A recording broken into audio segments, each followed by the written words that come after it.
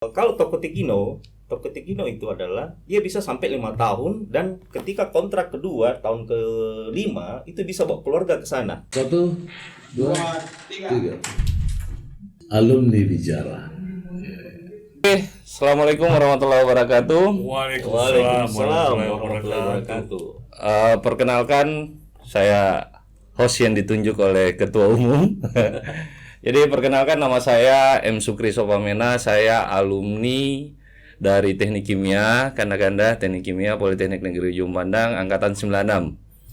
Nah, hari ini guys semuanya, jadi mungkin yang nonton YouTube nanti, alumni bicara. Kita dari IKPNUP, kita punya media Alumni Bicara, Open Your Mind.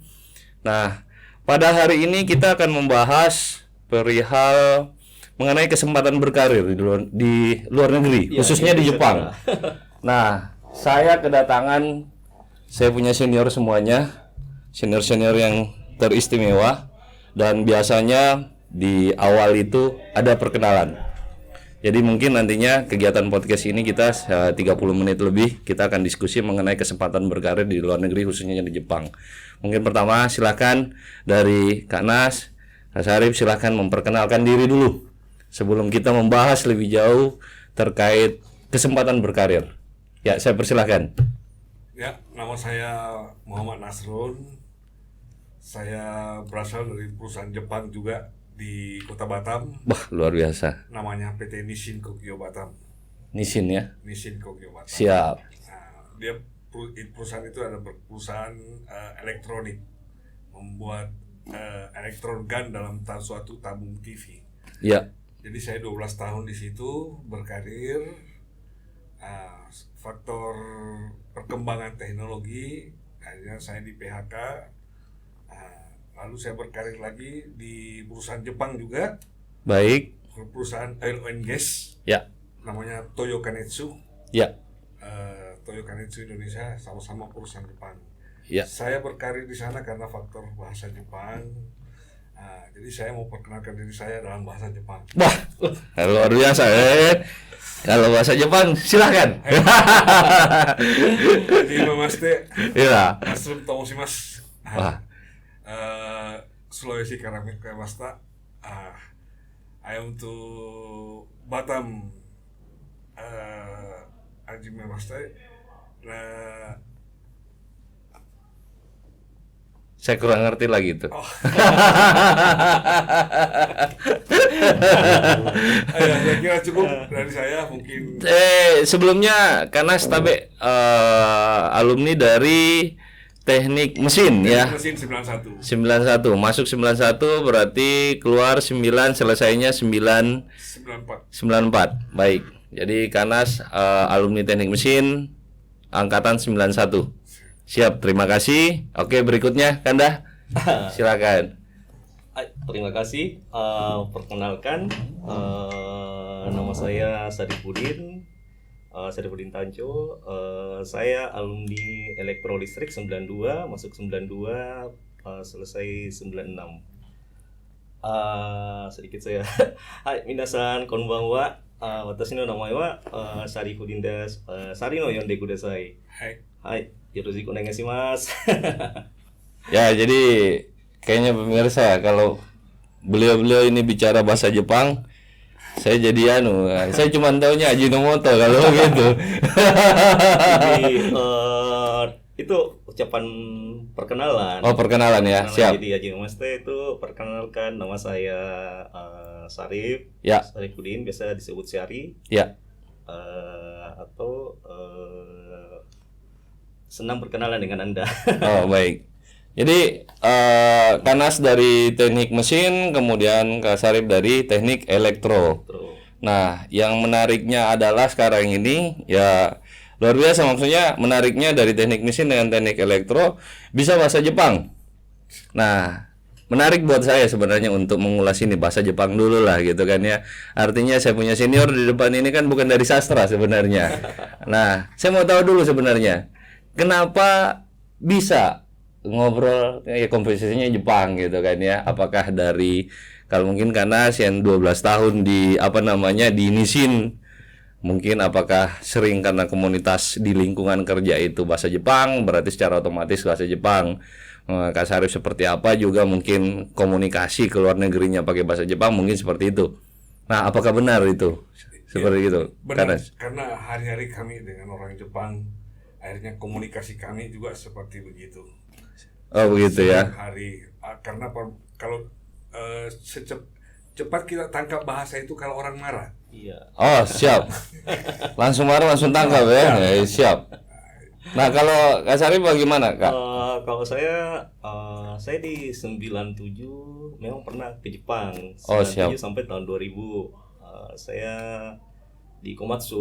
Oh Komatsu. Komatsu di di pembuatan alat berat. Ya. Tapi di di pabriknya. Ya. Pembuatannya. Jadi semula saya juga di sana hanya pakai bahasa Inggris. Baik. Tapi ya karena keadaan juga, karena orang Jepang juga kacau Inggrisnya kan. Ya.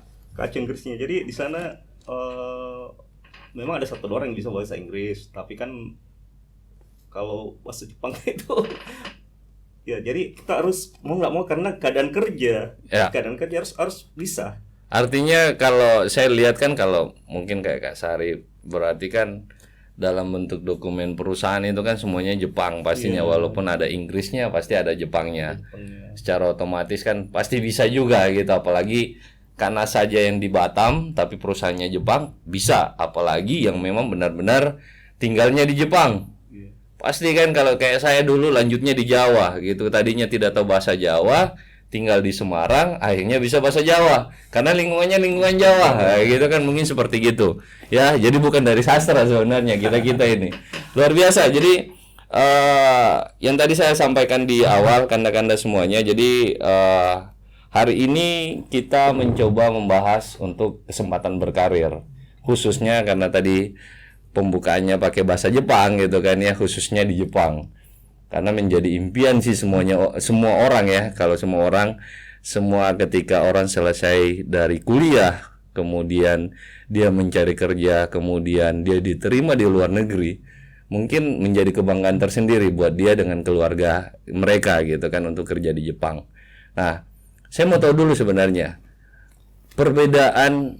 Kalau saya Jepang itu pasti identiknya satu, budaya sebenarnya. Itu menurut saya, makanya saya mau ini kira-kira kalau budaya kerjanya Jepang dengan Indonesia seperti apa sih? Khusus Kak Nas kan sudah pernah mengalami dengan orang Jepang kerja di Indonesia, pasti dengan orang Indonesia bagaimana? Apakah ada perbedaan etos kerja atau disiplin dan lain sebagainya, itu seperti apa? Apalagi kalau Kak Sari pasti tahu gitu kan dengan di Jepangnya. Mungkin bisa saya di-sharing dulu buat adik-adik semuanya ataupun teman-teman yang kira-kira nantinya mau mempersiapkan perjalanan ke Jepang, nantinya mau kerja di Jepang, siapa tahu ada gitu kan teman-teman, mungkin bisa di-sharing dulu dari Kanas. Untuk adik-adik saya, adik-adik mahasiswa yang ada di kampus, yes, dan alumni-alumni, saya hanya masalah mindset aja. Kedisiplinan orang Jepang memang tinggi. Olehnya itu kita orang Indonesia bagaimana beradaptasi dengan itu makanya kita perlu belajar dan training masalah budaya dulu. Oke. Karena di dalam situasi kerja dengan orang Jepang itu adalah pertama motivasi kita dulu, motivasi dari dalam kita. Artinya mindset kita coba kita kosongkan dulu pemikiran dan kita akan ikuti budaya orang Jepang. Ya. Nah, jangan kita setelah masuk politeknik karena sudah kuliah selama 3 tahun sok pintar. Baik. Dari pemikiran sok pintar itu buang dulu. Oke. Nah, sehingga kosong pemikiran kita dan kita belajar. Pertama belajar bahasa dan belajar budaya. Ya. Sehingga bisa bercocok beradaptasi dengan situasi kerja di perusahaan Jepang. Oke. Jadi ya menarik sih, motivasi rubah mindset dulu. Menarik ya. Kak Sarif bagaimana Kak Sarif kira-kira? Saya setuju dengan pendapat Kandanas bahwa memang mindset pemikiran itu harus dirubah. Kita anak-anak dari Indonesia, baik dari Makassar manapun juga kan, itu selalu down begitu pertama. Aduh, janganlah Jepang gitu. Ya. Kalau intinya adalah kita ngikut Jangan saja. jangan Jepang gitu, maksudnya apakah Dia takut kompetisinya dia takut berkompetisi ataukah dia takut yang lain begitu atau bagaimana?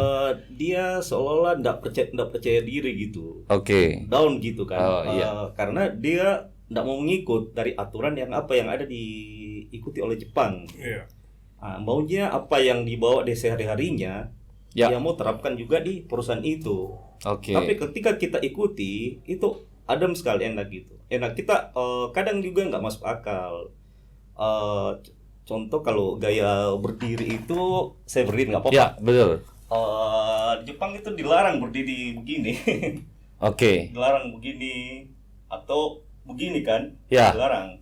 Jepang itu selalu begini kan. Siap, berdiri siap. selalu siap begini. Luar Ya. biasa. Artinya Jepang itu sudah memikirkan bahwa di sana keadaan iklimnya sering gempa kan.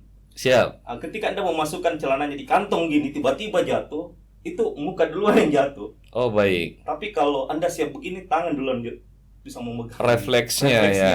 Itu. Oke. Yang kedua juga adik-adik itu memang fighternya gitu enggak yang sekarang ya, itu kurang gitu. Baik. Dia yang kebanyakan sekarang mau instan gitu kan. Itu berproses dulu, ikutilah saja dulu. Pokoknya dengarkan. Kalau di Jepang, perusahaan Jepang selalu tuh mengatakan itu ada 3, Ya. yaitu kite kudasai, dengarkan, mite kudasai, itu melihat, dan Ya. kangaite, artinya pikirkan. Jadi Anda mendengarkan, melihat, dan pikirkan. Ya. Kenapa selalu saya melihat dia seperti ini? Kenapa dia berdiri seperti ini? Kenapa saya melihatnya dia berjalannya cepat? Kenapa dia berjalan cepat? Kita disuruh pikir. Jadi sebenarnya filosofi pembelajaran di Jepang hanya 3, kite, mite, dan kangaite. Jadi lihat, dengarkan, dan pikirkan. Pikirkan. Inilah pelajaran yang tidak ditemukan di kampus akademisi manapun juga. Tapi Dengarkan, Jepang melihat, melihat dan dan pikirkan. pikirkan. Oke. Jepang dari TK diajarkan seperti itu. Itulah budayanya Jepang Itulah ya. budayanya. Ya. Karena memang iklim alamnya di sana memang yang membuat keras dia. Oh. Setiap hari gempa, kadang gempa selalu. Jadi memang buat adik-adik itu saya harap jangan bawa sifat yang ada di bawa kedaerahan begitu. Ya. Bawa kesukuan Ya. Kita harus nasionalis. Ya. Tidak ada lagi di sana suku manapun, kita adalah Indonesia, membawakan bangsa Indonesia. Ya. Jadi apapun sikap kita, tingkah kita adalah orang Indonesia. Betul. Dan orang Indonesia memang di Jepang sangat senang sama orang Indonesia. Oh begitu, wah Senang menarik sama itu. orang Indonesia. Jadi mungkin nanti kita akan bahas menarik ini kalau dibilang orang Indonesia di Jepang sangat disenangi sangat gitu kan. disenangi. Maksudnya orang Indonesia disenangi sama orang Jepang gitu kan. Apa faktor keramahannya atau faktor cantiknya atau kegantengannya dan lain sebagainya. Dan menariknya adalah memang kalau dari pembahasan Kanas dengan Kak Sarif sebenarnya yang perlu saya garis bawahi sebenarnya adalah orang tua dulu kan pernah bilang di mana kaki dipijak di situ langit dijunjung. Artinya ya walaupun contohnya kita dari Sulawesi contohnya, ketika kita pindah ke Jepang secara otomatis kan budaya mereka yang harus kita, walaupun kita dalam tanda kutip tidak 100% harus mengikuti, tapi lihatlah, ambil yang baik, yang jeleknya jangan diambil sebenarnya, seperti gitu kan sebenarnya. Jangan tiba-tiba mau ambil semuanya, yang jelek juga diambil karena kita juga ada budaya timurnya seperti gitu.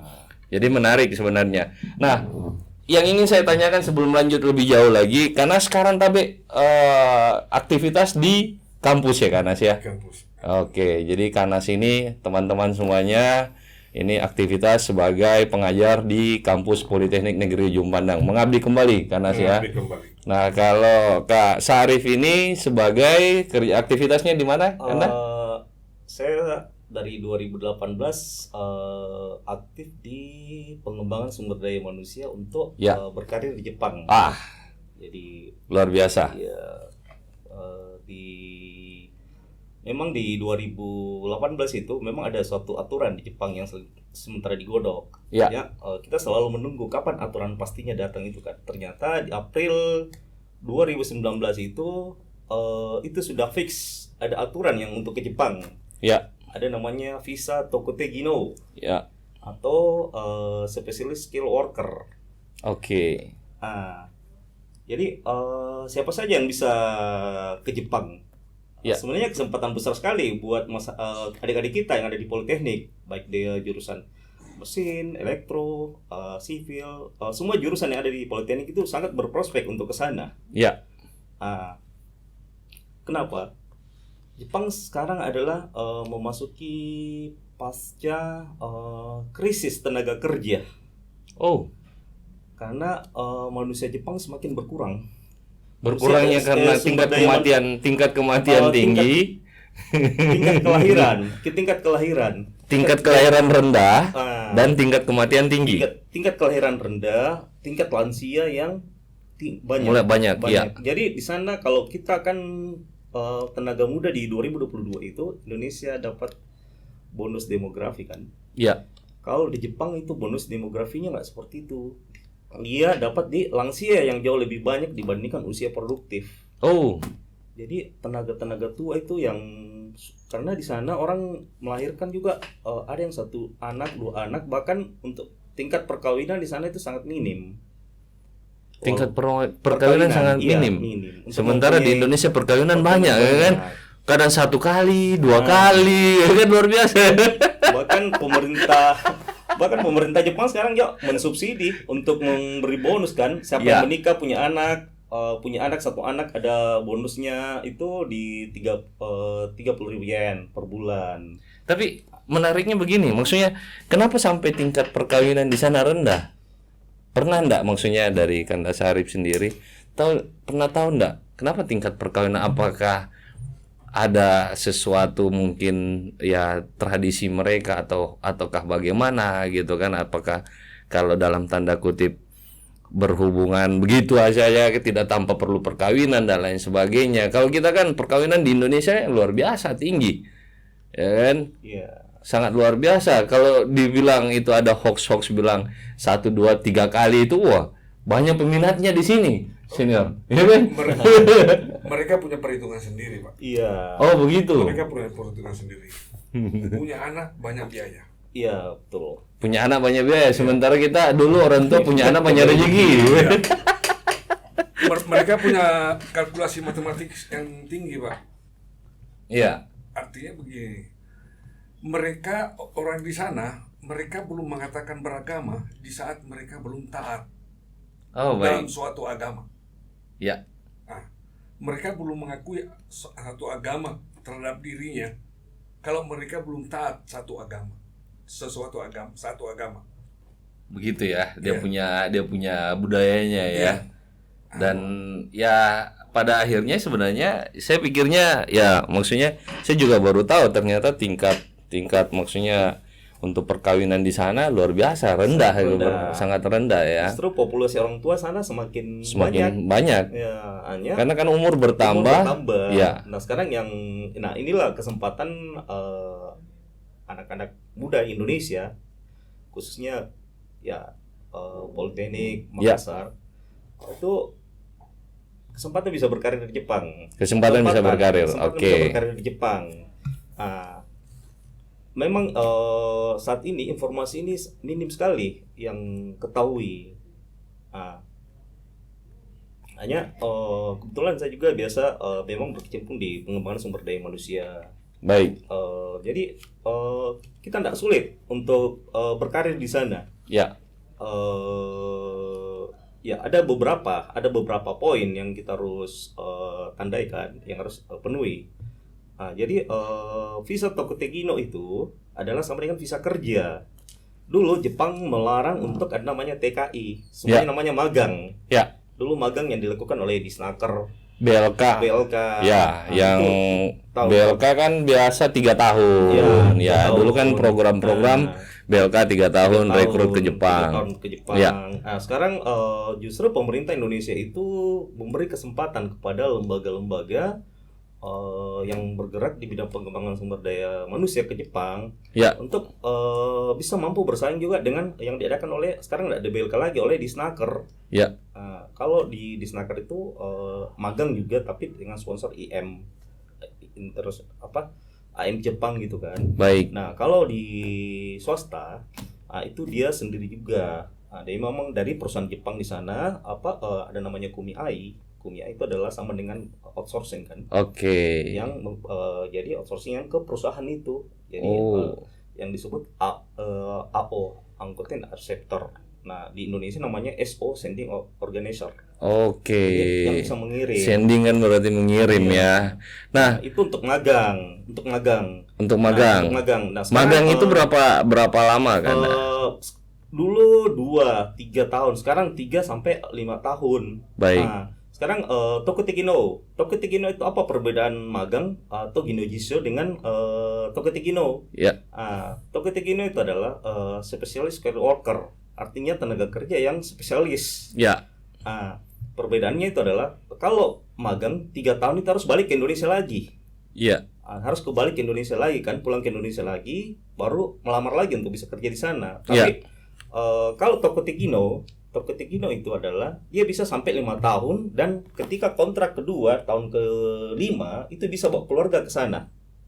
Oke. Bisa bawa keluarga di sana dan bisa berkarir di sana, bisa berkarir sepanjang masa selagi dia mau dan dibutuhkan oleh perusahaan itu dan bisa mendapatkan residen untuk kerja untuk di sana kerja. karena dengan sponsor perusahaan itu.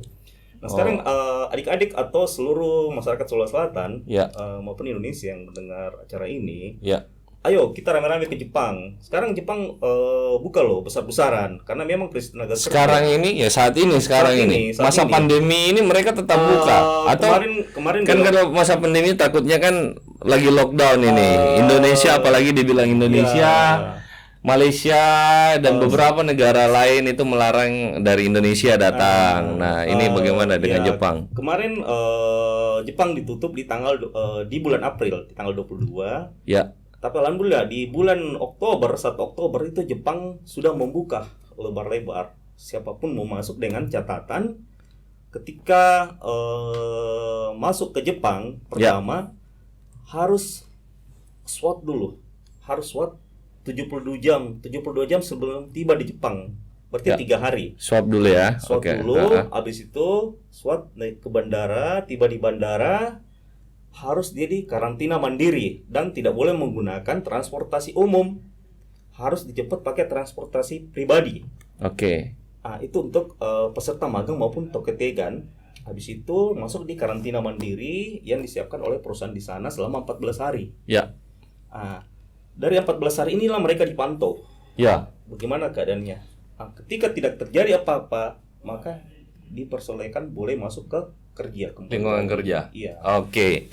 Jadi ya menarik juga kalau Kak Sarip cerita. Saya jadi membayangkan negara Jepang sebenarnya. Impian saya dulu ke Jepang ya kan, tapi masih masih sampai Cina lah, Beijing. Padahal harapannya sebenarnya Jepang karena bisa berkarir. Setahu saya kalau Jepang dulu itu luar biasa. Dulu kalau kita mau ke Jepang itu harus ada di rekening itu tabungan tabungan dulu atau apa itu setahu saya dan memang ada garansi lah ya bahwa orang yang datang di sana bukan dalam tanda kutip orang tidak mampu karena nantinya menyusahkan mungkin Jepang di sana mungkin masih berlaku ya untuk bisa wisata dengan, sekolah ya. Nah yang menariknya begini kanda semuanya karena kanda Kanas pernah kerja di Batam di perusahaan Jepang. Kalau Kak Sarip kerja langsung di Jepangnya gitu kan ya. Luar biasa. Nah, ini kan kita membuka sebenarnya pada alumni bicara ini kita membuka wawasan adik-adik semuanya ataupun alumni yang lain terkait kalau kita kan biasanya gini. Saya lulusan teknik kimia. Pikirannya kami itu ya kalau hanya ruang lingkup Kima, kawasan industri Makassar pikiran. Kalau bukan di Kima, Semento NASA, Semen Bosoa, maaf saya menyebutkan ya nama-nama industri yang ada di sini, Makassar TNE, Marsing Bioscience dan lain sebagainya, Indofood dan lain sebagainya. Itu pikirannya kami, tidak terpikirkan untuk ke sana. Karena ada beberapa pemikiran mungkin kerja di daerah sendiri lebih enak gitu kan ya. Nah, mumpung pada kesempatan hari ini kita membahas untuk berkarir ke Jepang, saya berharap Kanas dengan Kak Sarip bisa memberikan informasi-informasi yang kira-kira menarik untuk ke Jepangnya gitu kan ya. Apalagi kalau Kak Sarip kan langsung terjun apa namanya send operation ya. Pengiriman. Saat ini saya masih menjalani kontrak universitas. Menjalin kontrak universitas. Jadi saya jadi counterpart gitu deh. Kalau saya lihat Kak Sarip ini kan kontrak universitas ke universitas yang lain gitu kan. Kenapa belum di Politeknik Negeri Ujung Pandang masalahnya? Di kampus sendiri belum kontrak masalahnya kan. Nah, untuk ke-6 jurusan kayak teknik mesin, teknik elektro, teknik kimia, kemudian teknik sipil, ada administrasi niaga dan akuntansi. Dari ke-6 jurusan ini, kira-kira kalau dari Kak Sarip sendiri kita bicara karir ke Jepang, berpeluang tidak sebenarnya untuk ke Jepang gitu kan? Apalagi kalau di Jepang itu, saya agak sedikit ini, kita ke sana apa memang sebelum ke sana kita sudah memilih perusahaan-perusahaan apa saja yang akan menerima, ataukah nanti sampai di Jepang baru kita disalurkan, atau bagaimana ceritanya? Mungkin secara singkat lah bagaimana kira-kira Kak Sarip. Jadi saya kembali lagi bahwa kita mulai dari kita bahas adalah visa Tokotek Indo, karena di visa Tokotek Indo adalah untuk memang berkarir di sana yang special skill worker. Nah, Tokotek Indo itu ada 3. Pertama newcomer, yaitu newcomer adalah pemula, orang yang belum pernah ke Jepang.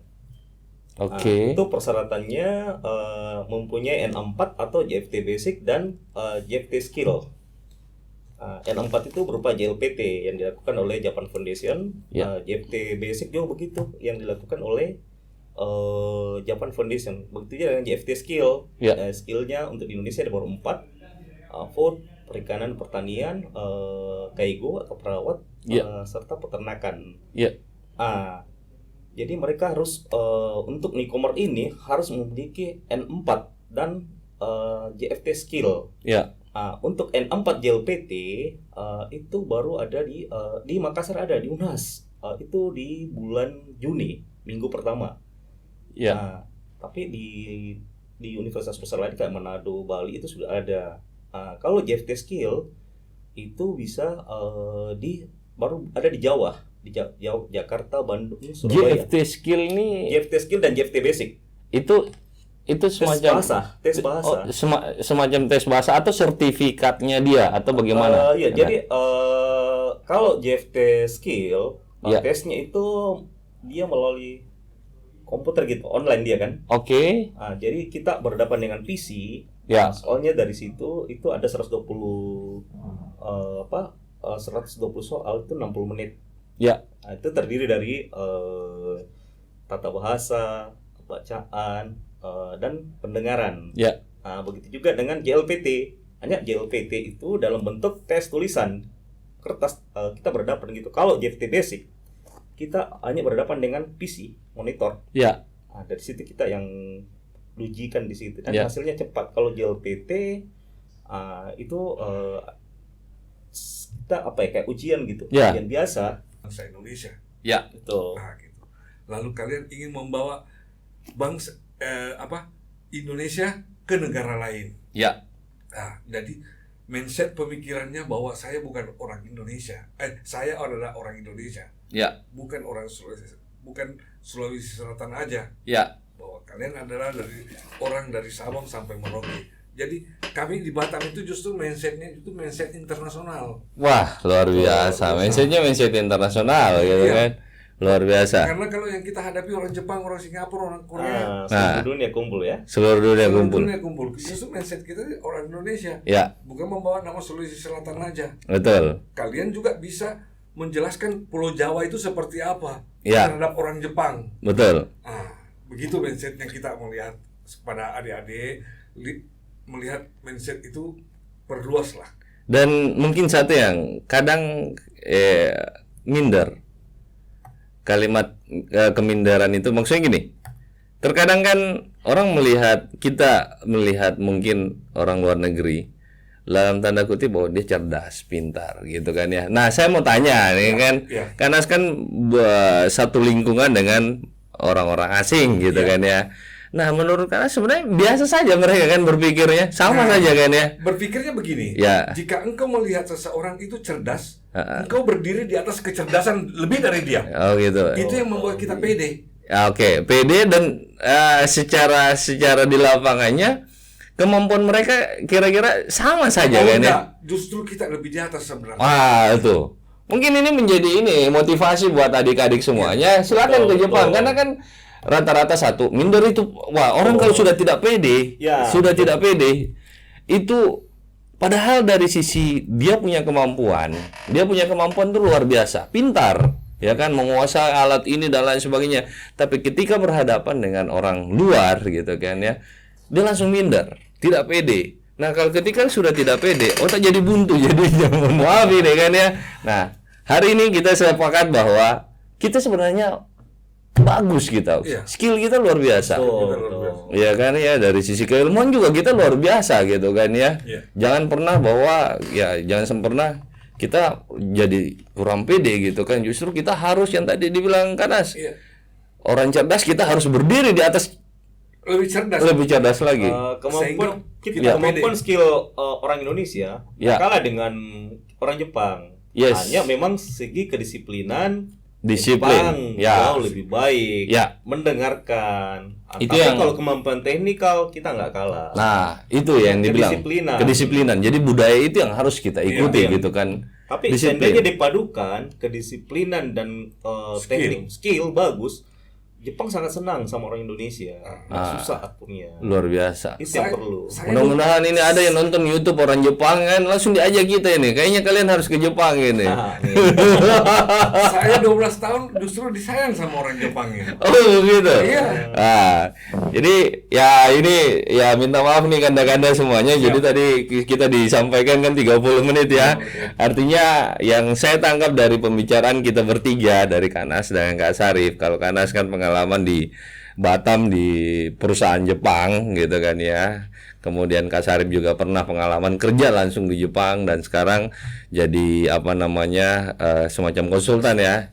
Konsultan untuk ya training dan lain sebagainya untuk menyambungkan kalau mau berkarir bisa gitu, menggait adik-adik mau berkarir ke Jepang. Nah, seperti gitu. Jadi yang perlu disampaikan bahwa teman-teman alumni Politeknik Negeri Ujung Pandang, kemudian alumni yang lain lah, ini kan alumni berbicara gitu bahwa kemampuan kita sama lah. Selama mereka masih makan makanan ya, tidak makan batu ya kan, kemampuan kita sama, skill kita sama. Yang penting adalah poinnya yang tadi yang saya tangkap adalah disiplin. Karena ya kedisiplinan itu seharusnya nomor 1. Jadi kita tahu ada namanya istirahat, kerja gitu dan lain sebagainya. Jam 8 kerja, jam 8 kerja. Jangan jam 8 merokok dulu atau ngobrol-ngobrol dulu baru jam 9 gitu kan ya. Disiplin. Saya tahu di Jepang itu memang ya, saya dulu juga pernah kerja di perusahaan Jepang, memang kita jam 8 kerja, istirahat jam 12, istirahat sampai jam 1. Jam 1 kerja lagi sampai jam 5 baru pulang gitu kan ya. Memang disiplinnya yang luar biasa. Nah, itu yang membuat kita ya akhirnya kita terbiasa pada akhirnya. Terbiasa, sangat luar biasa ya kan ya. Jadi itu yang harus kita sampaikan ke alumni semuanya. Yang saya 3 kata itu apa dari Kak Sarif yang perlu saya sampaikan kembali. 1, dengarkan.